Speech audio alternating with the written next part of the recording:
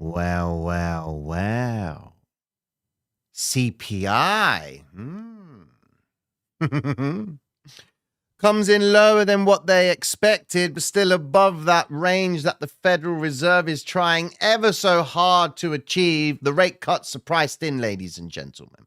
NASDAQ clearing the all-time high, S&P doing also a good job of doing that, and everyone is just buying. They're going mad for it. I mean, we got FOMC next week, ladies and gentlemen. We're getting our rate cuts. So what does it all mean?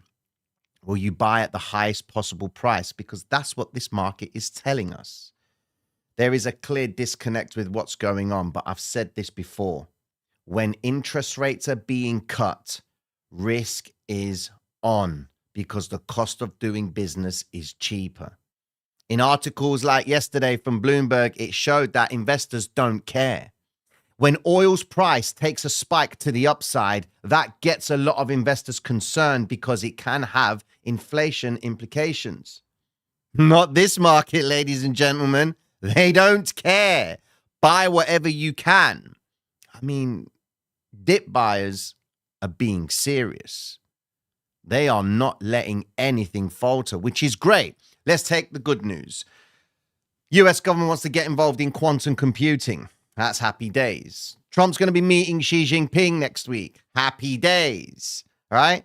Still don't know where we are with trade talks with China, but Trump's turned around and said, Canada, trade deals off the table. He's going to be smacking some serious tariffs on Canada. Will the market like it? I don't think the market cares because the fundamental rule of everything is when interest rates are being cut, it means money is going to be cheaper. So now there needs to be a transition. We need to see the rate cuts coming into play, which means that $7.5 trillion market of ETFs needs to start exiting the ETFs and start to go into risk. Now, the markets are being offered at premium. We've been going into all-time highs with analysts saying that valuations of stocks are just way more than what they should be. What's the plan? Now, let me give you some insight. There was a reading previously on CPI that came in lower, and the market wet itself. It gave us a nice pump, but it then pulled back. Why would the market pull back? Well, it obviously means that they want to buy things on a discount because any retrace that comes into play in the market, the dip buyers are present, okay? What we're going to do today is just break down everything that's been happening. Mad love and respect. RTB, what's good, my bro? Mad love to you, man. Yeah, there's a lot of questions that you guys got for me. You know? Shirt game, what's good? What's good? So, yeah, there's a lot of questions. Everyone's asking now, what does it mean? Does it mean bullish? We go in all in and just forget about everything? You've got to appreciate that the market, when we talk about the bigger picture of things, we're in an easing cycle. All we need to do is now hear the Federal Reserve say that we're going to end quantitative tightening and go into an easing cycle. But the Federal Reserve cannot start talking about their mandatory target of 2% on inflation, but only focus on the labor market because their inflation story is not making sense. They've been increasing the interest rates aggressively and inflation is still showing its presence. That's a bit of a problem. But because inflation is sticky, the Fed has now decided to focus primarily on the labor market. Now, we are going to get some more data coming out very shortly, which is the manufacturing data. If the manufacturing data shows that the US economy is still sustaining itself, that is another reason as to why the Federal Reserve might be reluctant to cut. But the market is already pricing in the idea of 2 rate cuts going into this year. Okay, so that's a good thing, ladies and gentlemen. But be mindful because the volatility is rife. They can shoot up and they can bring it straight back down. And it would not be a problem if they did bring everything down because you're going into FOMC next week. Now, unless the Federal Reserve turns around and says, yeah, inflation's a bit sticky and what have you. I've just seen something that says that the White House is, the Trump administration are planning to not release any inflation data next month. So we're not going to know where we are with inflation next month. So why would the Federal Reserve be more prone to want to cut? Does that make sense? Don't worry. Look at where inflation is right now. Okay, it's at around about 3%. Okay, cool. We don't need to worry about next month's reading. Forget about it. Forget about it, bro. I'll recite it out. Where is it? Jeez, it's just absolutely wild what I'm witnessing here. How it's just come out. Oh, it's just disappeared now. But never mind. Anyways, let's get with the program, ladies and gentlemen. Let's break it all down. It's Friday. Yes, here we go. When bonds rally on CPI, how do you expect risk assets to reach target TP zones? Listen, you're never going to know what the market maker's target profit is. They are forever taking profit because when a trade is opened, another one is closed. They exploit the spread of the bid and the ask.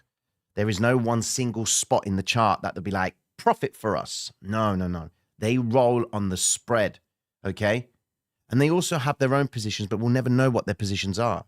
But their behavior is visible because they're the only ones that can really maneuver the market and send it to places we could be like, oh my God, that was a big move. Retail ain't doing that. Retail will react to that. And that's where we get the clue, okay? There is an old saying that says the fast move is the false move. This is what we're going to try and make sense of today. Let's get with the program, ladies and gentlemen. So, US CPI rises less than expected, keeping Fed on track for the cut. Now, if we just go over to this, we already know that this is happening. It was at 96. Now it looks like it's at 98. We're going to refresh this just to understand where we are with it. And we can see bets are in 98.9. Okay? Nothing's changed. We already know this. This was exactly the same. Go to December, 96.5. We already knew this because we've already looked at it. Percentiles are just increasing by 0.5, 0.7, 0.9, whatever. It's not really doing too much. So the market already knows that we're getting the rate cuts, okay? Let's go and have a look at it from the perspective of where we are. NASDAQ, big spike to the upside. All-time high, ladies and gentlemen. Happy days, okay?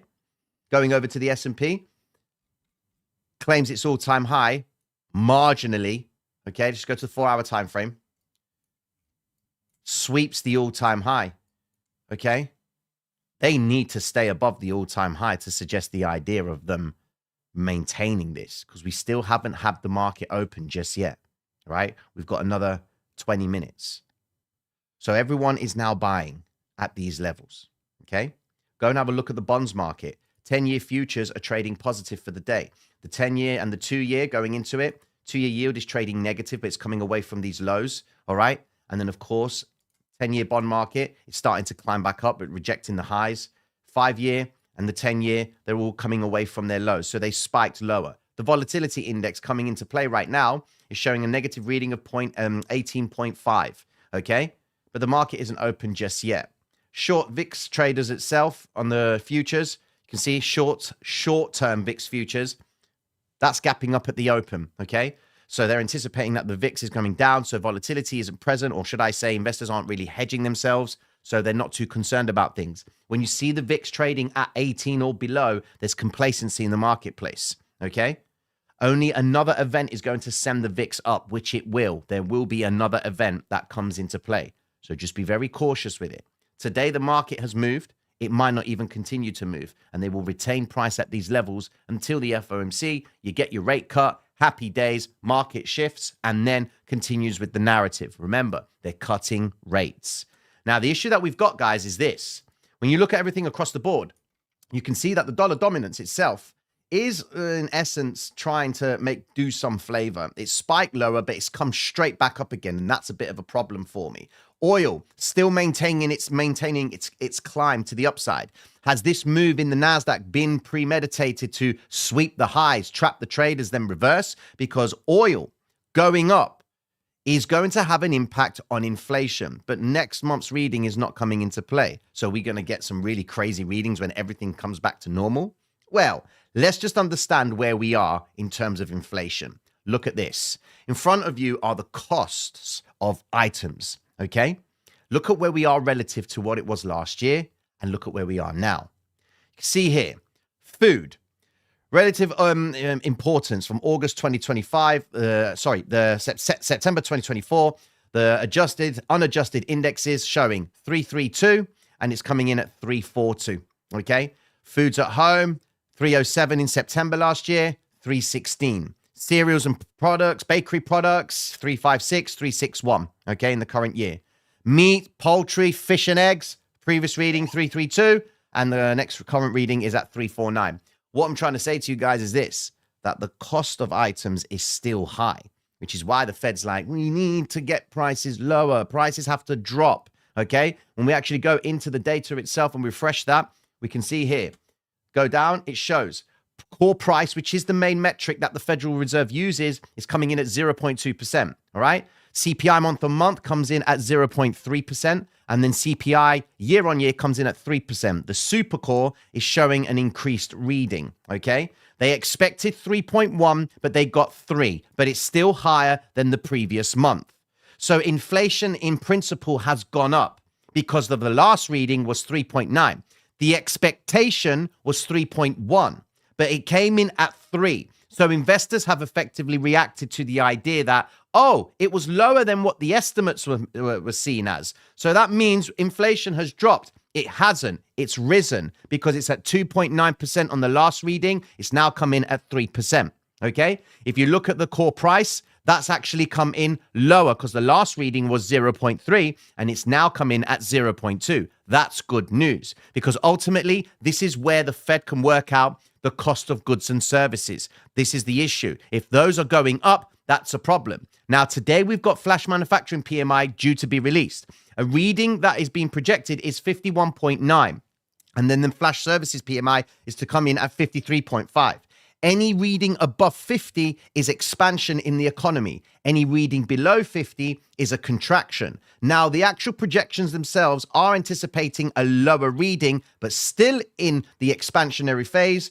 But if we do see a reduction, then that could easily lead the Fed to say, you know what? Yeah, we are solidified with the rate cuts. But the rate cut story itself is already being priced in, ladies and gentlemen. We know we're going to get the cuts. And these bets have stayed in the top 90 percentile range for quite some time. But we're not dealing with a normal environment. We've got a US government shutdown. Trump's now saying Canada ain't going to be doing no trade with them, which is going to have a massive impact on oil's price, given that Canada is one of the largest exporters of oil, producers of oil, okay? That's going to be a bit of a problem. If you guys are really savvy to it, you want to be paying attention to USD CAD when you hear any news about oil and any trade about Canada, okay? Pay close attention to it. You can see it's been a bit choppy and madness, okay? But just be mindful, dollar pairs are trading higher, and that's no good, okay? We don't want dollar pairs to be trading higher. We want dollar pairs to be trading lower, okay? Now, with that being said, let's go over to our dearly beloved Bitcoin. What's going on, Bitcoin? CPI is down. So why aren't you going up? What's the story? Why isn't Bitcoin going up? I mean, great news for Bitcoin. JP Morgan to roll out Bitcoin, Ethereum-backed loans for institutional clients by year end. You got Tom Lee Fundstrat saying that Bitcoin is easily prone to a 50% correction. I mean, if we look at Bitcoin dropping from these levels, ladies and gentlemen, of 50%, if the stock market drops 20, Bitcoin's going to drop 40. That's the logic. So if we were to assume and take the idea of a drop from this level here to go down to that 50% will put us a bit of a shocking range, to be fair with you. I mean, could Bitcoin, let's be honest now, do you think Bitcoin could ever go to 55K? I really want to hear your point of view. I am not a hitman. I'm the guy that gets someone else to do it. Some of the shit I say. Anyway, I will do TA on that, on Circle, don't worry. Yeah, let's be honest. How many of you have the expectation that Bitcoin could drop 50%? I really want to know. Give me a yes or give me a no. Because it's going to be so interesting to see if where your heads are at right now.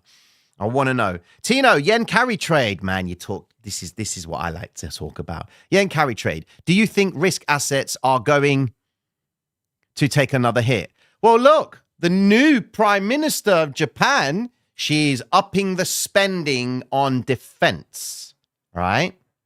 Why are you spending more money? They're even buying more bonds back when only a few months ago, investors were like, yo, Japan, why are you spending all this money buying your bonds back so aggressively? What are you saying? Don't buy your bonds back so much. Slow down. Well, forget that. I'm not going to be buying any of your bonds if you're buying all of them. What's going on? Like, are you guys having a problem? Is there a problem? You shouldn't be buying back those bonds so aggressively. You know what? I'm a Japanese investor. I'm going to wait and see how high I can actually get your yield because your yield is just climbing and climbing. This is bad news for the Bank of Japan. It ain't good. And they've been giving us subtle hints. If they maintain the true path of policy, right, then everything will go into order. Besant said it. Even the Prime Minister said it, okay? Even Ueda had previously said it as well. If we maintain the correct policy path. They are telling you the correct policy path says what? When you've got inflation, what do? You increase your rates. If you're buying up loads of bonds, it's to encourage investors to get invested so that you can drop this, which is the yield. This yield's not sustainable. You know where it needs to be? It needs to be at 1%. It's no good if it's at 1.65. This going up is a problem. The only way that you can encourage investors to get involved in this is if you increase the interest rates, because then they'll be like, yes, okay, I'll gladly get involved in yen. Okay, I'll gladly take it because I'm generating a bit of a higher yield. That would then force investors to go into the bond market and then equally then send the yields back down. And that, ladies and gentlemen, is the correct policy. But it's not happened yet. Not just yet, but it will. And I'm not saying it to scaremonger you, but look at the transition. Borrowing dollars is now going to be cheaper. Borrowing yen is still cheap, but the guys who had already borrowed yen are going to be incurring a higher cost. So they're going to have to do something about that. So would it not be wise to inflate the value of your dollar so that when you do sell your stock, you're obtaining more purchasing power from your dollar? Okay, because when the yen goes up, the dollar goes down. What a perfect time to do it when the dollar's peaking out. That's why I'm saying don't sleep on the dollar, because the dollar is going to go up. And when it hits a certain point of at least appreciation of above 100, then that's going to encourage investors to be like, okay, Bank of Japan should be cutting the rates. Yep, we'll cut the rates. Bang, start getting our dollars and start going elsewhere. Euro, yen, pound, Aussie. That's how it's going to work, in my opinion. I might be wrong, but Japan is saying to us, if they do the right policy shifts, that's what they'll do. Okay, cool. So just asking that question. Oh, look at this. Look at this. Yes, yes, yes, yeah, nope. We got a nope. We got a no. Yes, yes, yes. We got yes, yes, yes. You bearish mother. How dare you say Bitcoin could drop 50%? Are you mad? It can never go down 100K. Never. Absolutely no. There is this wall here, like a floor, like a mahogany, oak, solid floor. That Bitcoin can never go beyond 100,000. That is blasphemy. That is treacherous. Get out of the live if you said Bitcoin could actually drop 50%. Are you mad? That's what people want to hear. That's messed up. At least those of you that had said, yes, you are approaching the markets with at least zero bias and you're looking for the idea of movement. There is a strong possibility that Bitcoin could take a nosedive beyond 100,000 and it could easily correct 50%. But would you not want to get a Bitcoin cheaper? I mean, no. Okay. So then why do people create memes about Bitcoin being purchased at 125K or when it shoots up to 150,000? Why do they create those? Why do they take the piss out of those people when they're buying at the price points that they are buying at? Why? It's counterintuitive to what you're standing for, you know? That's what I don't get. Anyways, let's quickly go into a little bit of other stuff for cryptocurrency. Order flow. Bitcoin, wake up. Here we go. 1,800 Bitcoin, total of 200 million has been transferred from an unknown wallet to an unknown wallet. What a pointless exercise. But anyways, that's good news because it's not going into an exchange. Happy days. But what we don't know is what it's going to do after it hits that other wallet. Never mind. Big transaction alert. We got 500 Bitcoin transferred from an unknown wallet to a Coinbase institutional wallet. Maybe a potential purchase of ETF, maybe. And then we've got also a total $32 million worth of transferred unknown wallet to Binance wallet. Okay, nothing to be too concerned about. Order flow is suggesting what? We are very light across the board, guys. Simple. We don't really have that much liquidity. And that's not really good.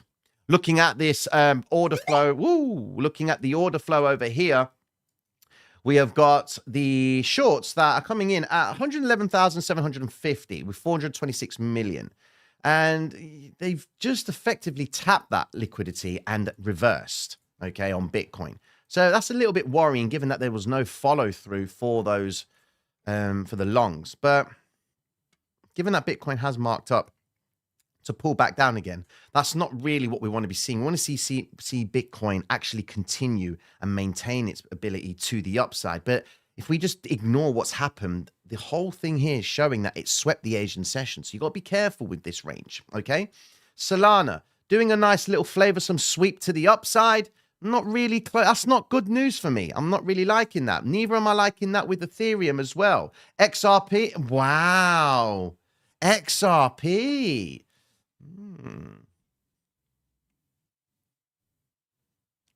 Might buy some more, I don't know. Try and get all you guys to sell it. See, I do the opposite of what most influencers do. The ones that shill, right? Other people tell you to buy. And I'm the one that's saying, just get rid of it, man. I just go behind the scenes and start picking it all up. I'm like, yes, I achieved the discount on this dumb.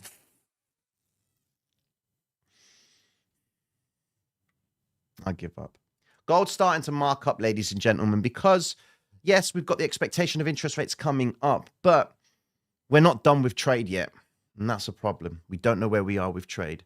Tino, you talked about a daily vector of Bitcoin at 69. We shall go over to the daily vector of Bitcoin at 69. Interesting vector.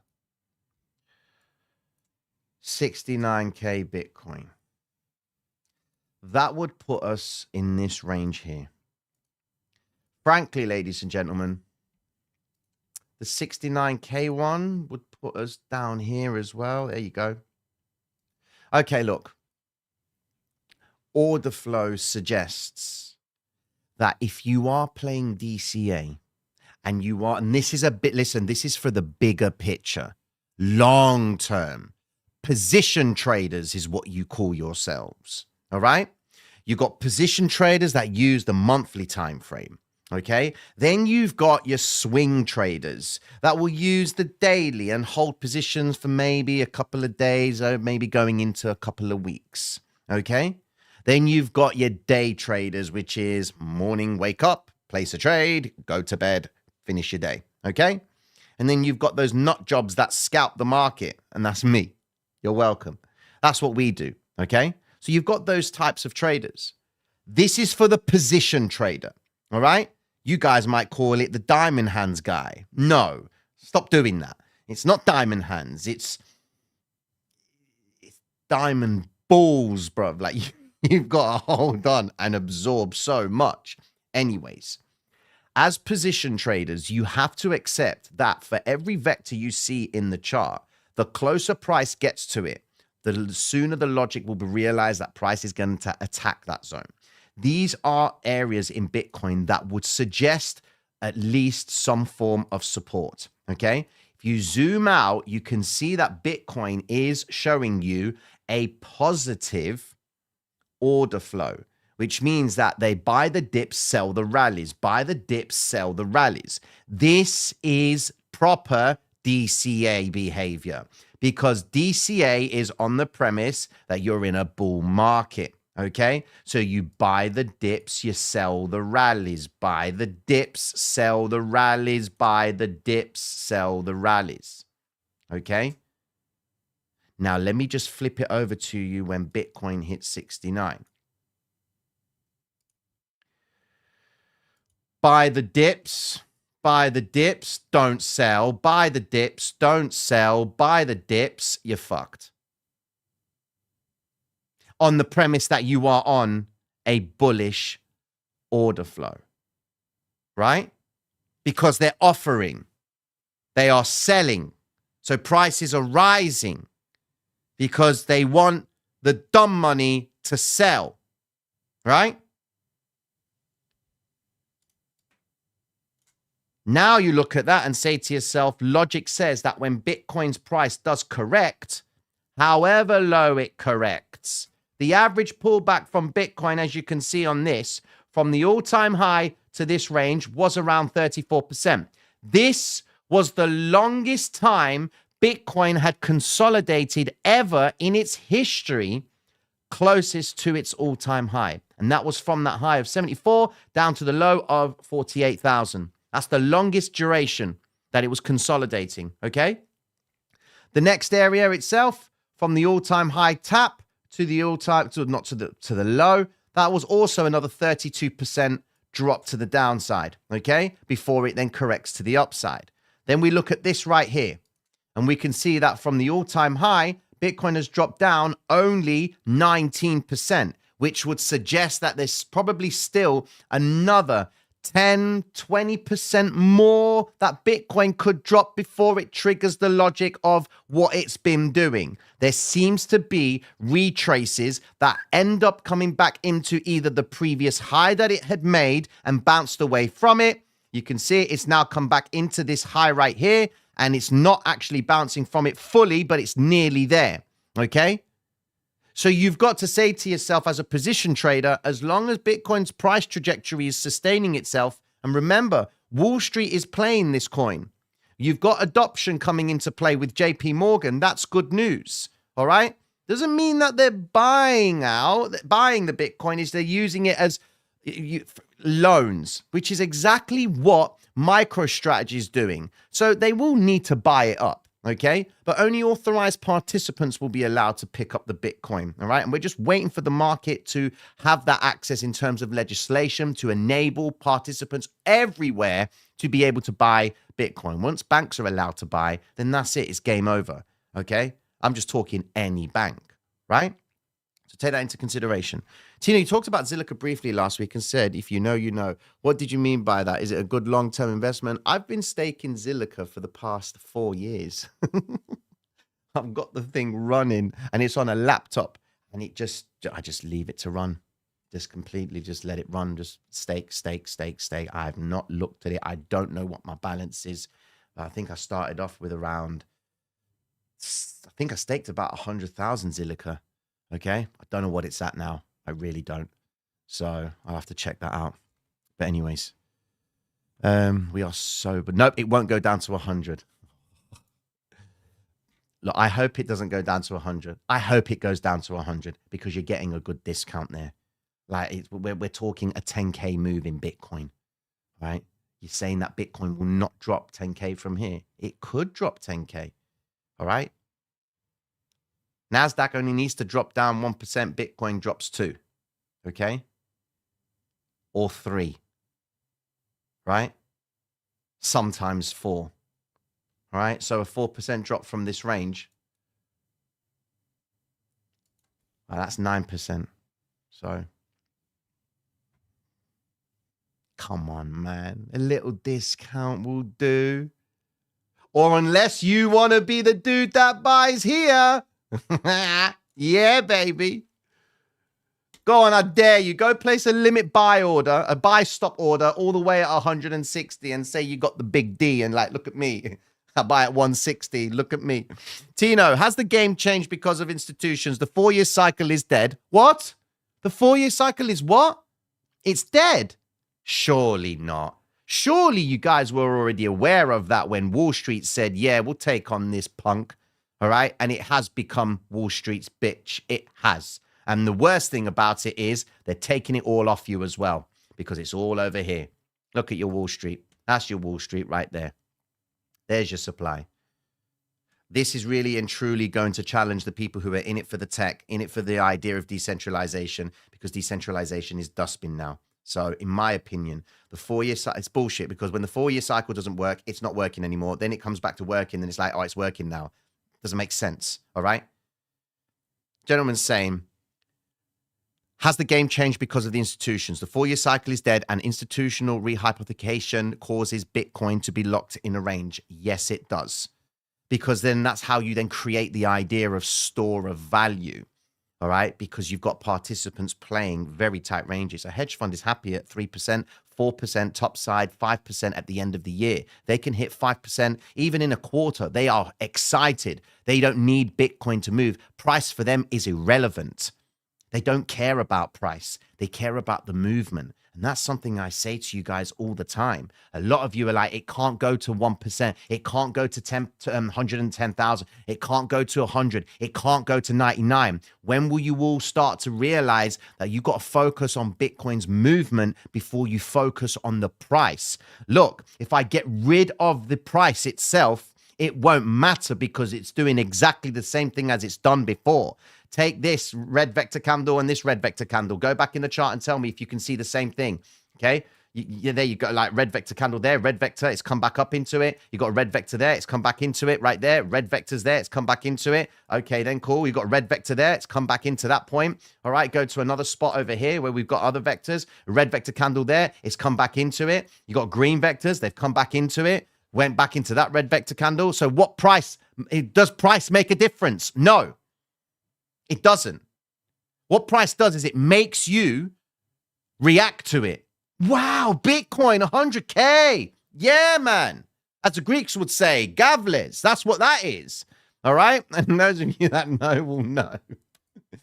But yeah, my logic is simple. It's you trade movement.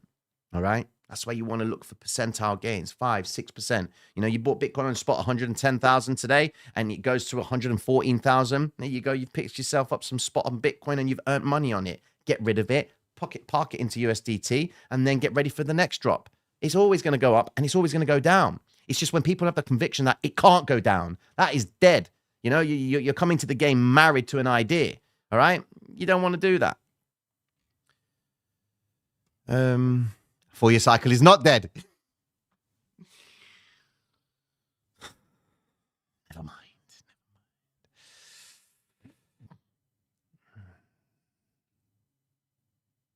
Oh, God. Warren says that the chart changes, but the psychology doesn't. Correct.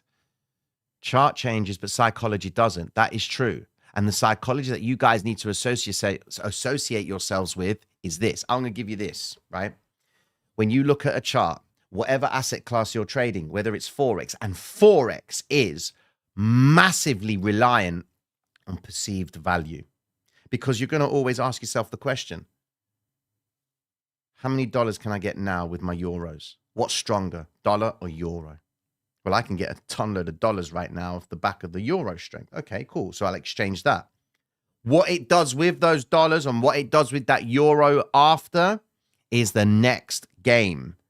Because if I'm going to then get my euros and sell them and then take them over to the dollars and then convert it into dollars, I got one or two things to do. I'm either going to go park myself in dollars because I want to generate a return off the value of dollar appreciating, or I can get my dollars and then go to the stock market and use less dollars to purchase stock. Okay? That's a whole new ball game, ladies and gentlemen. But that's something you've got to understand. The psychology of perceived value will always be happening. And it's the same thing with Bitcoin. Some of you think Bitcoin can't go down to 100K. Some of you think it can. That's perceived value. Question is, whether you think it can or it can't, will you buy it at that level?